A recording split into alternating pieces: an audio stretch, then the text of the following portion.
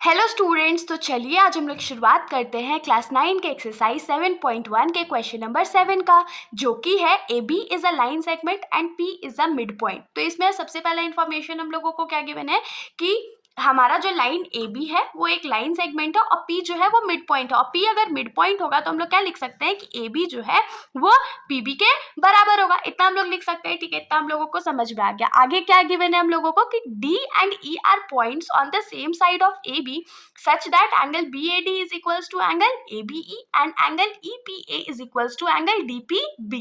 तो इसमें हम लोगों को क्या बोला गया है कि हमारा जो पॉइंट्स है, पॉइंट D जो है और पॉइंट E जो है वो AB के सेम साइड पे लाई करता है और वो ऐसे लाई करता है कि एंगल BAD ये वाला जो एंगल है वो एंगल ABE के बराबर है और एंगल EPA जो है EPA ये वाला जो एंगल है वो एंगल DPB के बराबर है। इतना हम लोगों को इन्फॉर्मेशन गिवन है और हम लोगों को प्रूफ करके क्या दिखाना है कि ट्रायंगल DAP जो है वो कॉन्ग्रुएंट है ट्रायंगल EPB के, मतलब कि ट्रायंगल DAP ये वाला जो ट्रायंगल है वो किसके कॉन्ग्रुएंट है, तो ट्रायंगल EBP इस वाले ट्रायंगल के कॉन्ग्रुएंट है।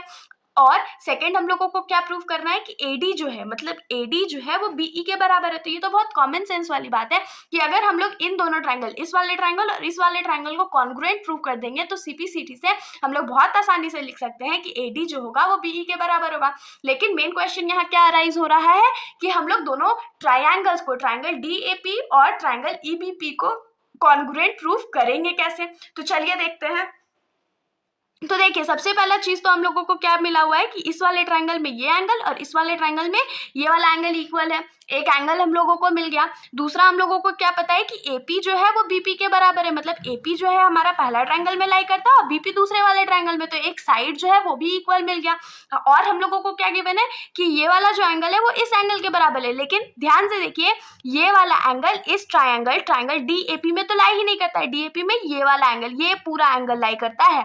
और सिमिलरली ट्रायंगल EPB जो है उसमें ये वाला एंगल लाई करता है, मतलब हम लोगों को ये एंगल कहीं ना कहीं से लाना पड़ेगा।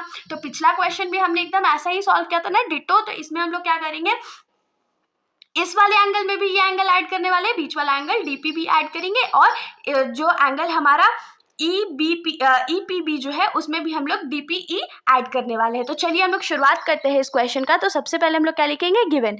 तो हम लोगों को क्वेश्चन में गिवन क्या था कि P is a mid point.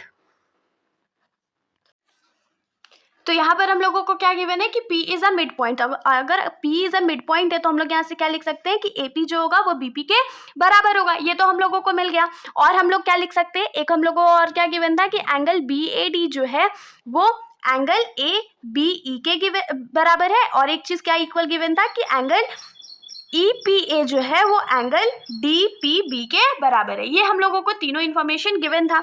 हम लोगों को प्रूफ क्या करना है, सबसे पहला जो टू प्रूफ है हमारा वो क्या है कि ट्रायंगल DAP जो है वो कॉन्ग्रुएंट है ट्रायंगल EBP के। ये हम लोगों को प्रूफ करके दिखाना है। तो सबसे पहले हम लोग क्या करते हैं, हम लोगों को क्या पता था कि एंगल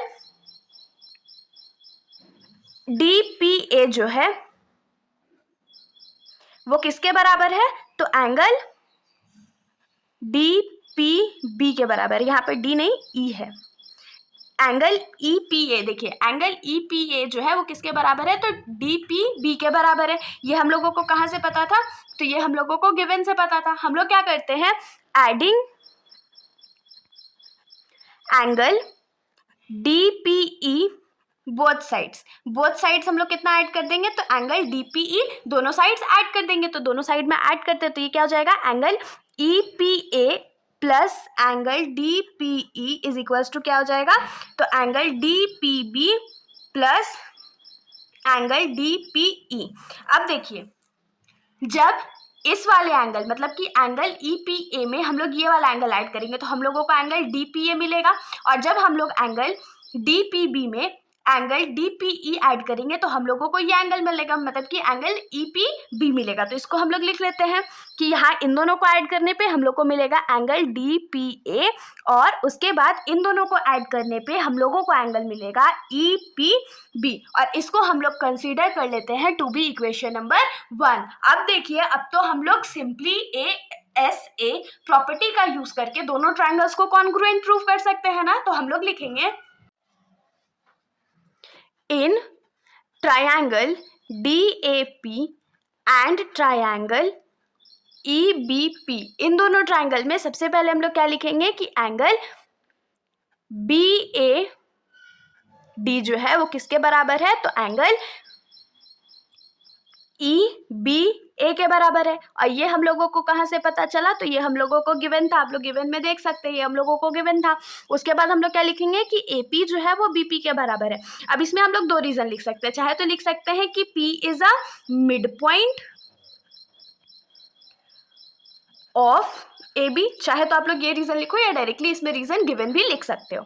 और दूसरा हम लोग क्या लिखेंगे कि एंगल DPA जो है वो किसके बराबर है, तो एंगल EPB के बराबर है। ये हम लोग कहाँ से लिख रहे हैं, तो फ्रॉम इक्वेशन नंबर 1 से लिख रहे हैं। तो हम लोगों को यहाँ कौन सा प्रॉपर्टी मिला, ASA प्रॉपर्टी मिला। तो देयरफॉर बाय ASA कॉन्ग्रुएंस हम लोग क्या लिख सकते हैं कि ट्रायंगल DAP जो है वो कॉन्ग्रुएंट है ट्रायंगल EBP के। होप सो इतना आप लोगों को समझ में आया होगा। ये हमारा पहला वाला जो था वो प्रूव हो चुका है, और दूसरे वाले में हम लोगों को क्या प्रूव करना था कि साइड AD जो है वो BE के बराबर है।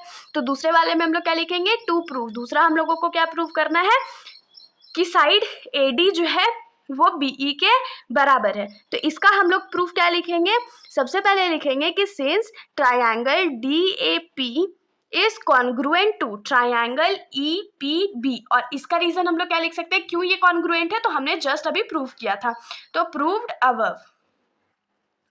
तो देयरफॉर बाय CPCT हम लोग क्या लिख सकते हैं कि AD जो होगा, देखिए AD इस ट्रायंगल में लाई कर रहा है वो BE के बराबर हो जाएगा, BE दूसरे वाले ट्रायंगल में लाई कर रहा है, हेंस प्रूव। तो इसके साथ हमारा ये जो सॉल्यूशन है यहीं पर खत्म हो जाता है। अगर आप लोगों को कोई भी डाउट हो तो आप लोग कमेंट सेक्शन में एकदम पूछ सकते हो, वरना अगर आप लोगों को वीडियो अच्छी लगी तो वीडियो को लाइक करिएगा और मेरे चैनल को बिना सब्सक्राइब करे कहीं मत जाइएगा। Thank you.